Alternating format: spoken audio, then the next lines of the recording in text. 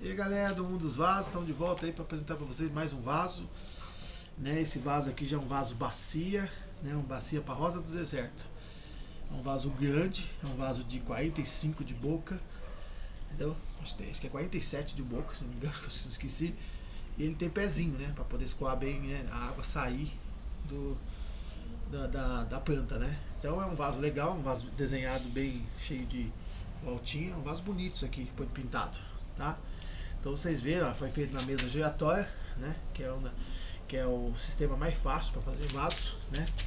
Vocês pegam o kit vaso, põe em cima e, né, ou o próprio cano soldado assim, né? Coloca em cima e vocês conseguem girar ao mesmo tempo e fazendo, né? É diferente do fixo que você tem que ficar fazendo volta, mas o fixo é melhor para vaso grande, porque pô, um vaso grande aqui pode cair, pode tombar, é aquela coisa, perde tudo.